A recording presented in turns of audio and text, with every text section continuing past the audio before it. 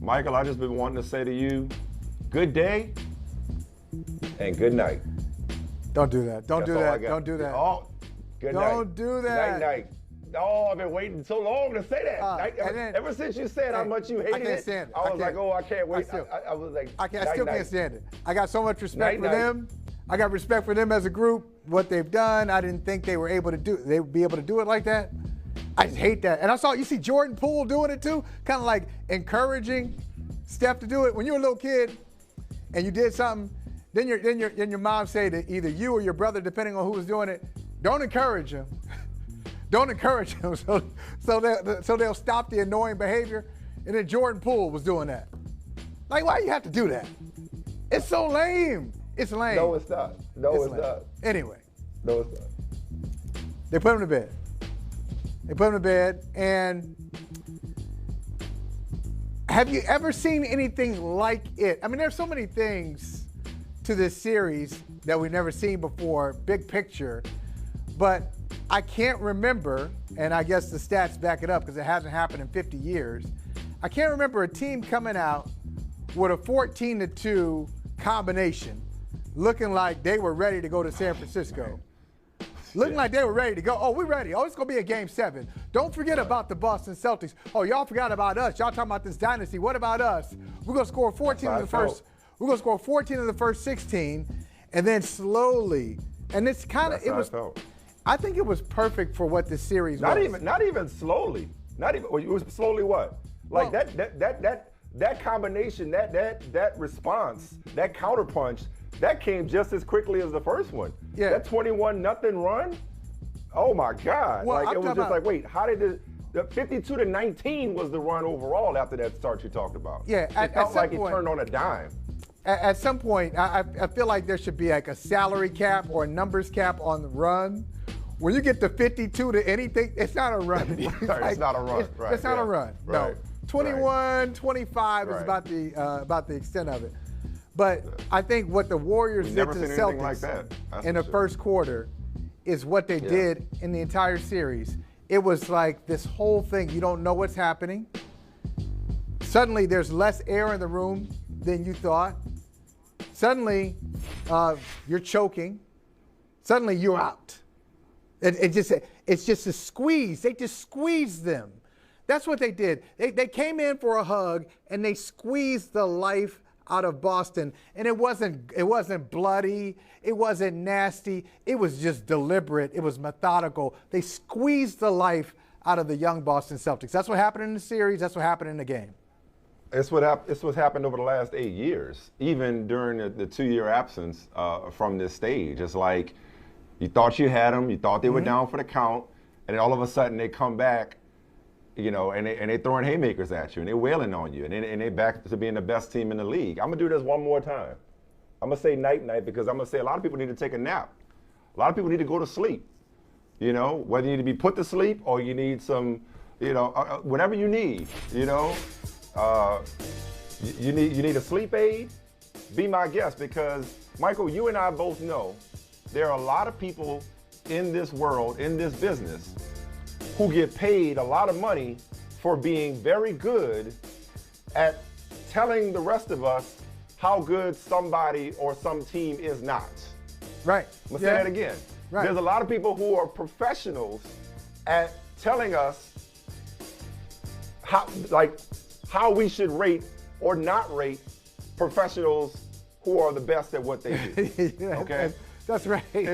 Right? They got a whole cottage industry of this. I know. It's they're not that good. And now, as Steph said last night, and, you know, it's our job to talk. I don't know what else to say other than what else are they going to say now? Because back in 2015, you could say, if you chose, oh, well, if Kevin Love and Kyrie Irving hadn't been hurt, it'd have been a different story. And then in 2017 and 18, many said, oh, you had to go get Kevin Durant in order to beat LeBron James. Everybody has gone out of their way, not everybody, I don't want to overstate it. Too many people have gone out of their way over the last 8 years to discredit this dynasty, to say that they're not that good. Well, or that that they're not as good as some of their predecessors when it comes to dynasties. This was a mic drop moment for them last night. This comeback from the depths, from the abyss, is a mic drop moment. Because you talked about, that's what I thought you were going to start with. When you said, have you ever seen anything like it? I didn't know you were going to talk about, I am going to I want to go there too. 21-0 run. But even that, because it's like, what dynasty, I mean, the closest comparison, and I only make the comparison because it was really the start of the dynasty, is when David Robinson got hurt and allowed the Spurs to get Tim Duncan. And that was the start of it. Well, right. But right. I'm talking about somebody going from the bottom. This has never happened. From the top to the bottom to the top. Never happened. And the difference in this one, and like I said, the luck or the fortune of the Spurs getting David Robinson or Tim Duncan to go with David Robinson, it's not like the Warriors had to go to the abyss in order to get back to this point. Their biggest prize from going 15-50 was James Wiseman, who we haven't seen. Who wasn't even there. Didn't even play in the finals. So literally the same core. He could walk into the studio right now, and I wouldn't know who that was. Like, man, he got pretty good size on him. Just took a break and came back. Jordan left. The Bulls were still competitive when Jordan left. Jordan comes back. They end up going with a three-peat again. That's similar in terms of that dynasty interruption, I guess. Yeah. But the Spurs kept it together with, from Duncan, Parker, and Ginobili to Kawhi Leonard's iteration of it. They kept it together. I mean, the Celtics, throughout the 60s. No. Then, again in the nothing this quick. No. 60s, 70s, 80s. I mean, skip the 70s, obviously, but 60s to 80s. But nothing this quick. Lakers, same thing, but nothing this quick where they were left for dead and almost like what you call like a defibrillator. Yeah, a defibrillator was taken to this dynasty, and like, bam, here they are. And it's easy to say in hindsight. I know you and I had arguments about it. I know we had arguments about it. We should have seen it coming because it was not out of the realm of possibility that if they got healthy, and I know that was a big if, especially for Klay Thompson. Right. But if they got healthy, that they could be in the mix for a championship. And here they are. Well, let me go back to something you said before I get to this dynasty point, which is just incredible. We just haven't seen it before in the history of the NBA. It's not supposed to happen in the NBA. And I'll say something about your Spurs example. But before I go there, I'm just going to say it's cottage industry of telling professionals what they can't do. I was thinking about this when I was coming here today. All right, you know what I can't do? I'm 52. You know what I can't do? Dance. I wish I could dance. I really wish I could dance. I wish I could. I can't dance and I can't sing. I wish I could do. I don't need to do both. Me neither. Give me one of them, and then my life. I'm decent at karaoke. My life will be enriched. Pretty good at karaoke. My life will be better. But I'm telling you, I can't dance today in June, and then when we get to July, August, next June, I'm still not going to be able to dance. Professional athletes, when will we learn? They're not like us. You tell most professional athletes that they can't do something, especially the elite ones. The elite ones, they can't do something one year, and then they come back the next year and they can do it. And that's what makes them special. That's why we watch them. That's why we're sitting here talking about them. They're constantly, the best ones, the elite ones are constantly in self-improvement mode. They're constantly in, it's not enough, I can do more, I can do better. We throw this word around a lot. Yeah. Different. They are different. They're built different. They're just different. Absolutely. They study themselves. They study the industry, and they see where they need to make improvement. They're constantly in the lab. So I just want to point out, to say. Oh, but I'm sorry. Yeah, go ahead. I'm going to say Steph Curry can't do something, or anybody else who's right. Top 15, top 20 in the history of the sport. It's just ridiculous. But I'm sorry, but you want to go back to NBA history. I'm going to say NBA history. We've never seen anything like it because generally, a team goes to the top, they got to go way down. They They generally have to get a generational player. Then they come back up. They got to add. Yeah, they got to add. And it's going to take. Yeah. It's going to take. Larry Bird. It's going to take 5 or 6 years. Magic Johnson. It's going to take that. It's going to take that long. But to be 15-50 a couple of years ago. Then to come back, you got the new guys who haven't really played. I'm shocked. We didn't see Jonathan Kuminga in any meaningful minutes this series. We didn't see Wiseman at all. Moody, just like, garbage Moody, time. Yeah. To come back a couple of years later? I mean, they were just in the finals in 2000, was it 18, 19? 19. They were in 2019. 19, yeah. They were in the finals in 2019, and they come back in 22. But it all makes sense. Win it? But it all makes sense because it's like, oh, I'm sorry, one thing on the Spurs. I'm sorry. I want to. Here's the Spurs. Okay, you say the Spurs, I know they weren't, as you pointed out, they weren't champions. Yeah, that was the beginning. They weren't champions. Yeah. But you know what they had? In David Robinson and in Tim Duncan, the number one overall pick. Right. The Warriors don't have a number one pick on their roster. And that matters in basketball. That matters. Yeah. And they're still been able to do it. They don't have their own number one overall pick.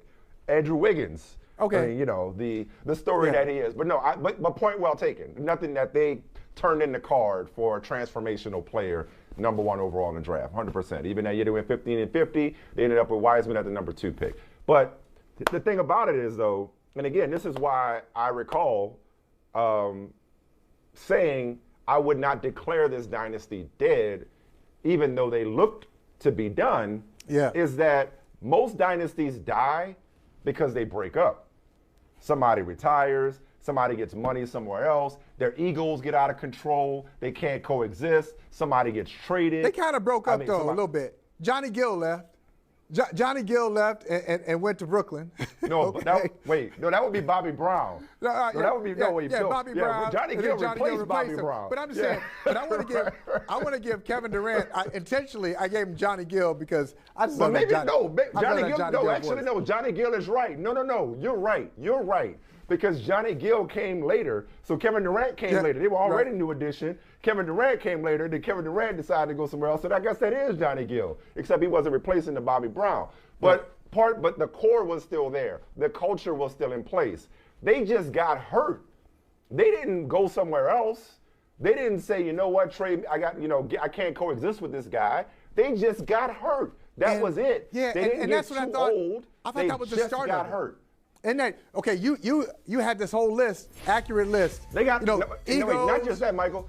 Wait, not just that. They got hurt and they took the year off. Steph got hurt and Draymond was like, I'm straight. Clay was working his way back. Last year they were almost in the playoffs with Steph having his most brilliant individual season maybe ever under the circumstances. I'm sorry, you were saying. No, you talked about egos, right? The egos. Sometimes it's egos, somebody leaves. Injuries. A coach, injury. Injuries, Injuries. So when I saw the injuries, I said, okay, now this is it. Klay Thompson gets injured and then re-injures himself on the comeback trail. And then Steph with the wrist. And then that's the miraculous. And then Draymond. But Steph's weren't career compromising. But I just thought they all happened together. Was the one. But they all happen around the same time, and we're like, okay, this is the aging process. They played a lot of basketball, all the cliches that are said when a team gets hurt. Yeah. The other part, let's give credit to the late great Jerry Krause, who got vilified for saying players don't win championships, organizations do. In the context of his feud with Michael Jordan, it sounded bad, but it's true. When you got an organization that here's the other thing. We listed all the things that break up dynasty. Sometimes the organization just decides, hey, we've won enough. We ain't trying to keep winning. We ain't trying to keep spinning. And this organization, this ownership group, instead of saying we're not going to keep putting our money, giving max contracts to Curry and Draymond and Clay, they was like, no, not only are we going to keep paying these guys, we're going to draft smartly. We're going to add an Andrew Wiggins in his max contract. We're going to hit on the Jordan Poole draft pick. We're going to set it up for the long term and let these guys come back and try to make another run at this thing. Steve Kerr, 9 rings. He was being real humble. I've just been around superstars. Nah, man, you a superstar yourself. I hang out with superstars. I hang out with superstars. You were with Michael Jordan. Yeah, you were with Greg Popovich. But 9 rings as a player and a coach, that's saying a lot. It's a perfect storm, man. It's a perfect storm. And they're not done, which we'll talk about later, but I don't think they're done. You know what else it was? It was a lot of hate. People wanted to say ding dong, the witch is dead so bad. I'm talking about when Durant left and Clay got hurt, people wanted to proclaim this dynasty dead because, again, it goes back to what I was saying. They kept wanting to discredit it. They never wanted to fully embrace it. It's that, remember that cycle I was talking about? Oh, they're cute. Oh, yeah. They're awesome. I'm a Warriors fan. Oh, I'm sick of them. Oh, Steph ain't so humble. Oh, he's arrogant. Oh, if that was LeBron, blah, blah, blah. People wanted them to be done. And they're like, nah, we got more to win. Night, night, Mike. Good night. Hey, thanks for watching Brother from Another on YouTube. Make sure you hit subscribe before you leave, and be sure to watch us 3 to 5 p.m. Eastern Time on Peacock. Appreciate you.